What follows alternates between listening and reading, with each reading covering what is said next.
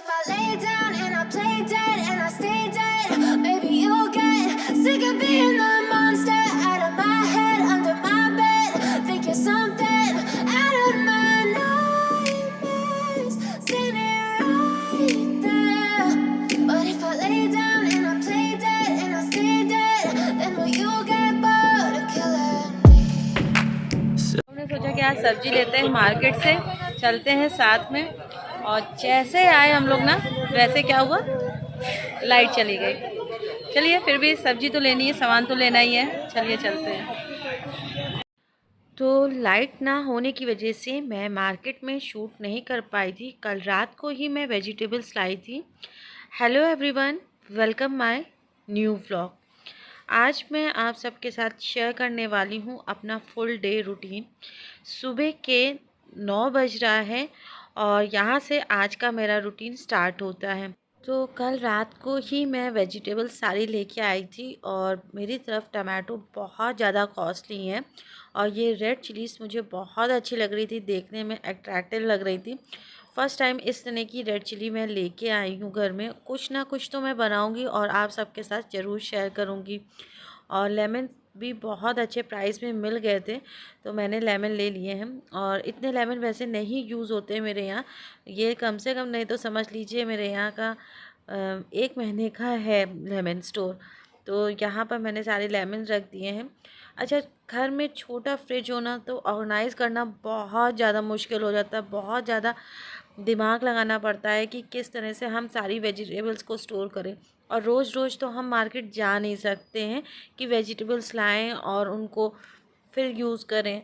तो 1 वीक की vegetable maximum हमारे यहाँ आ जाती है। अब कभी कभी उससे अब भी चल जाती है, क्योंकि अगर बीच में मैं कुछ और बना लेती हूँ वेजिटेबल्स छोड़ के, तो 1 हफ्ते से 15 दिन के सारी वेजिटेबल्स हो ही जाती हैं। और मार्केट में मैंने कुछ ग्रॉसरी का भी सामान लिया था, तो यहाँ पर सारी वेजिटेबल्स मैं जो है बास्केट्स में रख रही हूँ।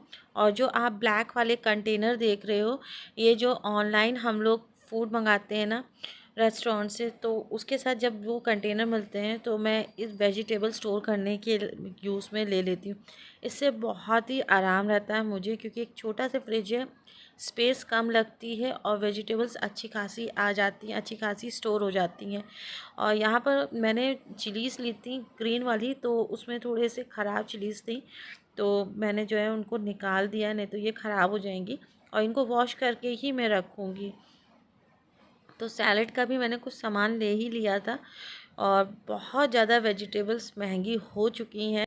कुछ वेजिटेबल्स मैंने जो है वेजिटेबल्स बैग में रख दी थी, क्योंकि फ्रिज है छोटा, तो जो वेजिटेबल्स ज़्यादा क्वांटिटी में थी वो मैंने वेजिटेबल बैग में रख दी हैं। जो कम क्वांटिटी में थी वो मैंने इस तरह से बास्केट्स में रखी हैं। तो ये देखिए, बास्केट मुझे बहुत ज़्यादा अच्छी लगती है, क्योंकि ये स्पेस भी कम लेती है और ये अपने हिसाब से जो है बड़ी छोटी भी हो जाती है। और मुझे थोड़ी सी दिक्कत हुई ऑर्गेनाइज़ करने में फ्रिज, क्योंकि हर बार अलग तरीके से मैं ऑर्गेनाइज़ कर लेती हूँ। जिस हिसाब से वेजिटेबल्स होती हैं उस हिसाब से मैं ऑर्गेनाइज़ करती हूँ। तो सैलेड ये सब चीज़ें आ चुकी थी, तो छोटा सा फ्रिज ऑर्गेनाइज़ करना एक बहुत बड़ा टास्क होता है हम सभी के लिए, मेरे लिए ख़ास करके। तो यहाँ पर मैंने तो सारी चिलीज़ रख दी हैं और इन चिलीज़ को मैंने वॉश करके ट्राई करके ही रखा है, नहीं तो ये ख़राब हो जाएंगी। तो इस तरह से मैंने ऑर्गेनाइज़ किया। और जो ज़्यादा वेजिटेबल्स थी तो उनको मैंने जो है वेजिटेबल बैग में रखा है। तो अब बारी आती है ब्रेकफास्ट की। तो सभी ने ब्रेकफास्ट अपना कर लिया था और मैं ही बची थी, तो मैंने सोचा कि चलो अपने लिए भी ब्रेकफास्ट बनाते हैं। जब हम सबके लिए ब्रेकफास्ट बना सकते हैं तो अपने लिए क्यों नहीं स्पेशली। तो मैंने सबको नूडल्स बना कर दिए थे, तो मैंने सोचा कि आज अपने लिए भी बनाते हैं। वैसे तो हम विमेंस की आदत होती है कि हम सबके लिए बहुत सारी चीज़ें बना देंगे, मगर जब अपनी बारी आती है बनाने की, खाने की, तो बिल्कुल भी मन नहीं होता है कि हम कुछ बनाएं और खाएं। तो ऐसा होता है ना कि हम लोग को लगता है कि चलो छोड़ो, नहीं खाना है, मगर ऐसा नहीं करना चाहिए। हमको ब्रेकफास्ट अच्छी तरह से करना चाहिए, चाहे वो लंच हो, डिनर हो, कुछ भी हो, अच्छी तरह से करना चाहिए। क्योंकि अगर हम हेल्दी हैं तो हमारा परिवार भी हेल्दी है। अगर आप इस बात से एग्री करते हो प्लीज़ कमेंट सेक्शन में बताइएगा। नूडल्स बहुत ही टेस्टी बने थे। इंस्टेंट नूडल्स से आप समझ गए होंगे कौन से नूडल्स हैं, और सभी के घर में बनते हैं, बस रेसिपी थोड़ी सी अलग थी। मैंने यहाँ पर जो है अनियन और गार्लिक को ऐड किया था, साथ में एक चिली ऐड की थी, जो रेड वाली चिली मैंने आपको दिखाई थी ना, वो चिली ऐड की थी, जिसकी वजह से बहुत ज़्यादा स्पाइसनेस आ चुकी थी। बहुत टेस्टी बनी थी, सबको भी बहुत ज़्यादा पसंद आई थी। मगर जब नूडल्स बनाओ ना तो गर्मी गर्म अच्छे लगते हैं, ठंडे एकदम स्टिकी स्टिकी हो जाते हैं। इसलिए मैंने सबको अलग अलग बनाकर आज ब्रेकफास्ट दिया था, क्योंकि मुझे टाइम लग गया था फ्रिज को ऑर्गेनाइज़ करने में, वेजिटेबल्स रखने में काफ़ी टाइम लग गया था। इसी वजह से आज मैं अकेले ही ब्रेकफास्ट कर रही हूँ। जैसे ही मेरा ब्रेकफास्ट फिनिश हुआ, मैं लंच की प्रिपरेशन करने में लग गई थी, और सिंपल सा आज लंच बना रही हूँ, क्योंकि सिंपल इजी लंच बना रही हूँ। मेरी तबीयत भी नहीं सही है, आपको पहले भी मैंने व्लॉग में बताया था। तो यहाँ पर मैंने लहसुन और प्याज को ऐड किया है कढ़ाई में, थोड़े से ऑयल में। उसके बाद मैं यहाँ पर भिंडी डाल रही हूँ। आज इजी सी वाली जो भिंडी सब्ज़ी होती है, जो बेसिक सब्ज़ी होती है भिंडी की, वही मैं बना रही हूँ।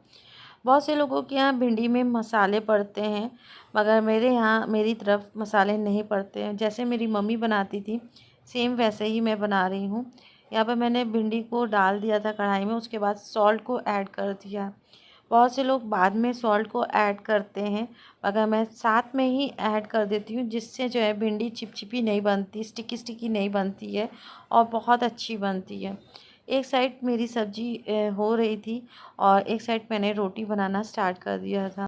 इसी तरह से घर के सारे काम धीरे धीरे करके हो ही जाते हैं, मगर कोशिश ये करती हूँ कि काम करने के बाद मेरे पास टाइम बचे, सेफ हो, ताकि मैं अपने यूट्यूब को दे सकूँ टाइम, ताकि मैं अपने वीडियो को एडिट कर सकूँ।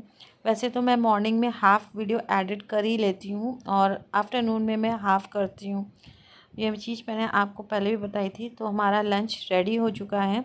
तो अरहर की दाल है जो जीरे से छौंकी हुई है, बेसिक वाली जो दाल है सभी के घर में बनती है वो है, और रोटी है। इधर तेजस की थाली लगी है और इधर मेरी थाली है। साथ में मैंने अनियन रफली ले ली थी ऐसे ही खाने के लिए, और ये मैंने 2 दिन पहले सोक किया था मूंग दाल। तो आज मैं इसकी बहुत बढ़िया रेसिपी आप सबके साथ शेयर करने वाली हूँ, जो बहुत ही टेस्टी होती है, यमी होती है, साथ में जो है हेल्दी भी होती है। तो यहाँ पर मैंने जैसे छोले या राजमे का मसाला बनाते हैं वैसा ही मसाला मैंने रेडी कर लिया है, और आप देख सकते हो मसाला बहुत अच्छी तरह से भुन गया है। तो अब हम इसमें डालेंगे ये मूंग दाल, चना और सोयाबीन। ये मेरे ख्याल से शिरडी में बहुत ज़्यादा फेमस है सब्ज़ी। जब हम लोग शिरडी जाते थे और वहाँ पर बाबा का जो प्रसाद मिलता था उसमें ये सब्ज़ी मिलती थी, वहाँ पर बहुत टेस्टी लगती थी और हम लोग खाते थे। तो कुछ चीज़ें होती हैं ना, आपको बहुत पहले या बचपन की चीज़ों को याद दिलाती हैं। तो बस ऐसा ही था, मगर वहाँ का मसाला अलग होता है, उसमें कड़ी पत्ता पड़ता है, राई पड़ती है, और भी चीज़ें पड़ती हैं, वो मुझे नहीं पता। मगर जिस तरह से मुझे बनाना आता था वैसे मैंने आज बनाया है। तो ये सब्ज़ी देखिए, आप देख सकते हो कितनी अच्छी लग रही है, इसका कलर टेक्सचर कितना अच्छा लग रहा है, ब्यूटीफुल लग रहा है। वैसे यूपी स्टाइल में बनाई है, वैसे वो जो बनती है वो महाराष्ट्रियन स्टाइल में बनती है। तो यहाँ पर मैंने सब्ज़ी रेडी कर ली है, साथ में हरी धनिया ऐड करेंगे ताकि और भी अच्छा लगे देखने में भी और टेस्ट में भी। तो मेरी मोस्ट फेवरेट है हरी धनिया, किसी भी चीज़ में जान ला देती है। तो ये है हमारा आज का डिनर, सब्जी मूंग दाल और चने की, साथ में है लड्डू बूंदी के, और ये आया था शिरडी से प्रसाद। तो आई होप आज का व्लॉग आपको पसंद आया होगा। फिर मिलूँगी नेक्स्ट डे नेक्स्ट व्लॉग में, तब तक के लिए बाय।